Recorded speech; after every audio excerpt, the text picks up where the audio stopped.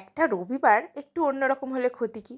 রবিবার মানেই ভালো মন্দ রান্না করে ঘরে না খেয়ে ডাল আলু সিদ্ধ ডিম সিদ্ধ ভাত খেয়ে আমরা দুজন বেরিয়ে পড়েছিলাম ঘুরতে।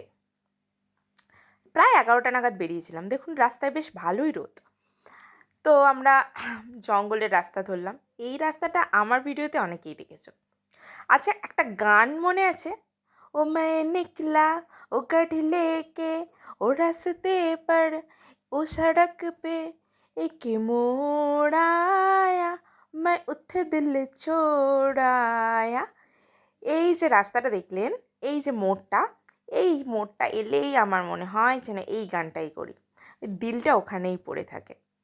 আর রোড টু হেভেন দেখুন, দুপাশে সুন্দর সবুজ আর মাঝখানে রাস্তা আর সামনে পাহাড়ের ভিউ। আর কি চাই বলুন? তার মাঝখানে আমরা দুজনেও একটু কেঁদ মেরে ভিডিও করছিলাম। আর এই যে হলুদ ফুলগুলো দেখছেন, নাম না জানা এই ফুলগুলো সমস্ত রাস্তাটা আমাদেরকে সঙ্গ দিয়েছে। আমাদের উদ্দেশ্য ওরকমভাবে কোথাও ছিল না। তারপর ঠিক করলাম চলো রোহিণী পার্ক যাই। আসলে কোথাও কোনো ডেস্টিনেশন ছাড়া পাহাড়ের রাস্তা দিয়ে এমনি এমনি ঘুরতেই বেশ ভালো লাগে। এই রাস্তাটা কিন্তু ভালোই খাড়াই ছিল জানেন তো। দাঁড়ান আপনাদেরকে একটা জিনিস দেখাই, বেশ মজাদার জিনিস। এই যে দেখছেন বটগাছটা, আর এই যে চারপাশের গাছগুলো, এগুলো কিন্তু ওর ঝুড়ি সমস্তটা। এই মেন বটগাছটা ঝুড়ি।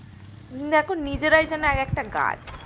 তারপর এদিক ওদিক ঘুরছিলাম রিল বানাবো বলে। কোন জায়গাটায় রিল বানানো যায় সেটার সন্ধান করতে করতে আমি চলেছিলাম, কিন্তু এত ভিড় ছিল রবিবারে, কোথাও আর সেভাবে রিল বানানো হয়নি। ওই রাস্তার ভিডিওই হয়ে গেছে। এই যে পুলটা আছে রোহিণী পার্কের, পুলটা ভীষণ সুন্দর। আগেও এখানে এসে অনেক ফটো তুলেছি। আর এই পুলটার সামনে ফটো তোলার জন্য কত লাইন পড়ে গেছিলো জানেন। তারপর দুজনে একটু ফটো তুলে পেয়ে গেছিলো ছোটি ভুক। এবার সেই ভুক মেটাতেই আমরা খেয়েছিলাম গন্ধরাজ মোমো, আর আমার বর খেয়েছিল চা। মোমোটা খুব ভালো ছিল। আর এই যে দেখুন কি সুন্দর এক পাল চলেছে। তখন কিন্তু মোটামুটি বেশ বিকেল হয়ে গেছে, আর পাহাড়ে তো জানেনই সন্ধ্যেটা একটু তাড়াতাড়ি নামে। এবার আমাদের গাড়ি উতরায়ের পথে। আমরা নামছি, চারপাশে সেই হলুদ ফুলগুলো কিন্তু এখনও রয়েছে। নিচে দেখুন ওই যে শিলিগুড়ির ভিউ দেখা গেল।